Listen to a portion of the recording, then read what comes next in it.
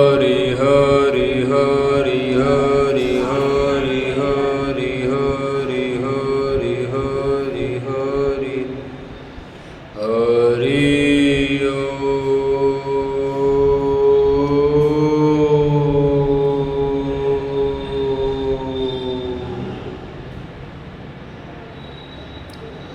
हरिओम दोस्तों,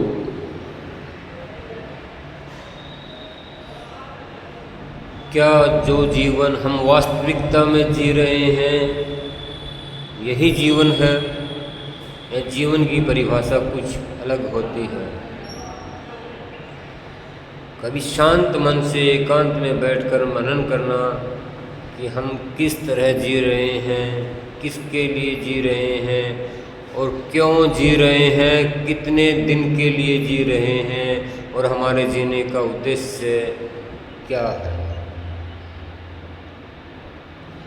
क्या जो आज के दिन हम छल कपट करके या बगैर छल कपट करे, नौकरी पैसा करके, ईमानदारी से, जैसे भी कितने भी प्रपंच से हम धन इकट्ठा कर रहे हैं या अपना अमूल्य समय नष्ट कर रहे हैं, वो आने वाले समय में हमारी क्या सहायता करेगा?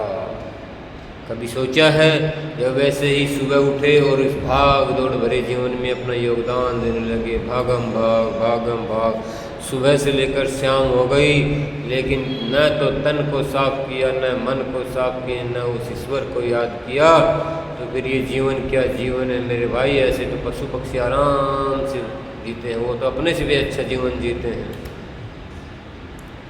पशुओं का जिन्हें हम पालते हैं, दुधारू पशु होते हैं या अन्य कोई भी पशु जीव जंतु होते हैं जिसे भी हम पालते, उसका हम पूरा ध्यान रखते हैं। जो भी पशु हम पालते हैं उसको समय से भोजन कराते हैं, समय से उसको नहलाते हैं, समय से उसका दूध निकालते हैं, बहुत ही ध्यान रखते हैं उस पशु का कहीं वो बीमार ना हो जाए। और खुद का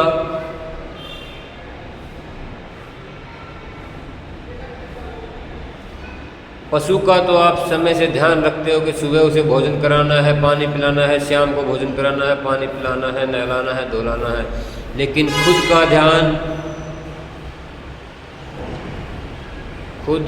ध्यान नहीं है प्यारे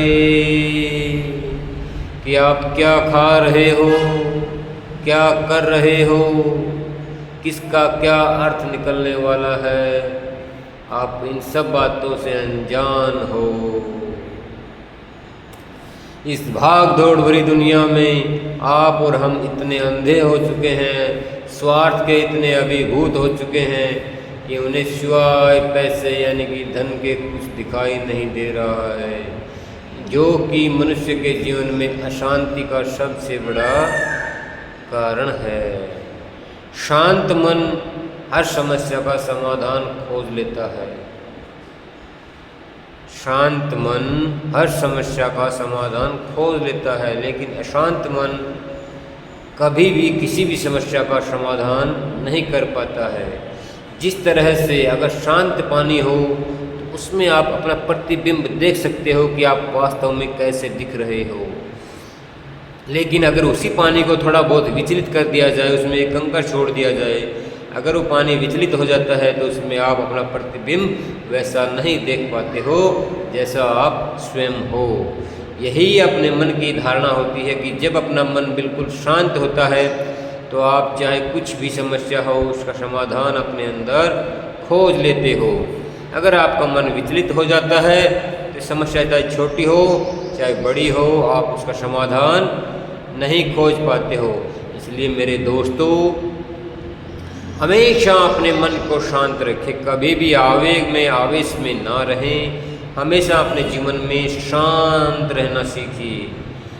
किसी की भी क्रिया की प्रतिक्रिया ना करें।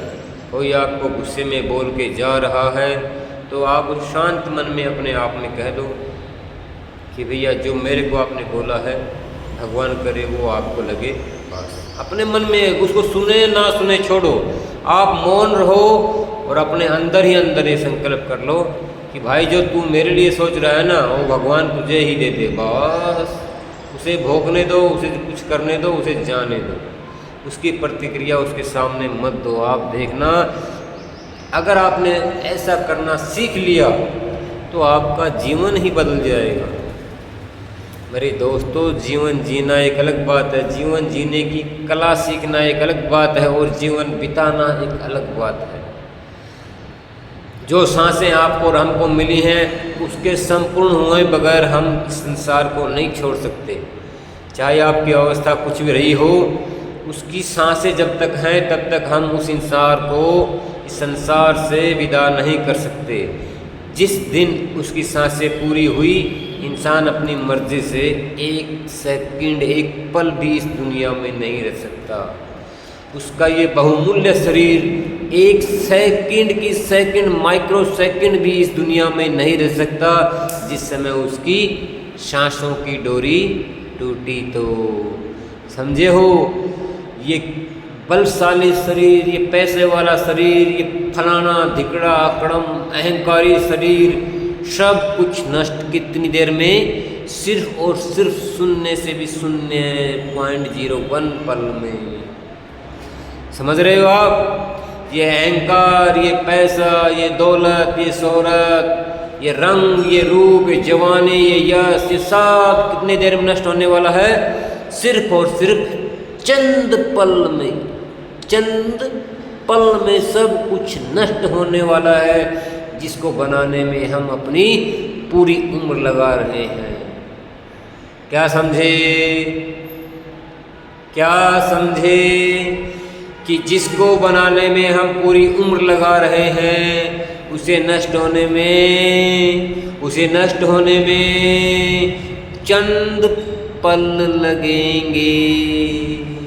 तो मेरे भाई, उसे बनाने में क्यों व्यर्थ में अपने जीवन का बंटाधार कर रहे हो? जो जरूरी है उसे ही उपार्जन करो, अन्यथा प्रभु का सुमिरन करो।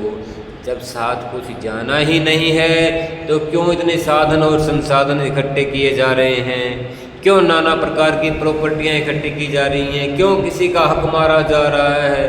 क्यों किसी के साथ छल कपट किया जा रहा है? मेरे दोस्तों, जरा अपने मन की गहराई में इन बातों पर विचार करना, और हो सके तो आप चाहे कितना भी गलत काम करते हो या नहीं करते हो, अच्छा काम करते हो, कैसा भी काम करते हो, आपके अंदर अब भी सुधरने की गुंजाइश रहती है। यानी कि जब भी समय मिले अपना आकलन करते रहना चाहिए। जब भी समय मिले अपने आप को धोते रहना चाहिए। कैसे? जैसे कपड़ा मैला हो जाता है तो हम उसे धोते हैं, उसी तरह हर शाम अपने आप को, अपने आत्मा को, अपने मन को, सभी को पवित्र करना चाहिए कि जाने अनजाने हमसे कोई गलती हो भी गई है तो हे प्रभु, अगर वो गलती माफ़ी योग्य है तो हमें माफ़ करना।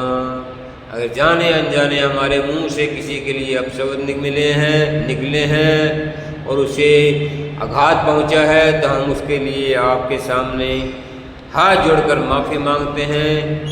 क्या पता ये सांसें आज निकल जाएं तो कल हम उस शख्स से हाथ जोड़कर माफ़ी मांगने के लायक भी ना रहें। तो इसलिए हे प्रभु, हम आपको साक्षी मानकर माफ़ीनामा रोज़ आपसे कबूल करवाते हैं, आगे आपकी इच्छा। लेकिन आप तो सर्वव्यापी हो, सर्वज्ञाता हो, आपको पता है कौन सही है कौन गलत है, और आप उसे माफ़ ज़रूर कर दोगे।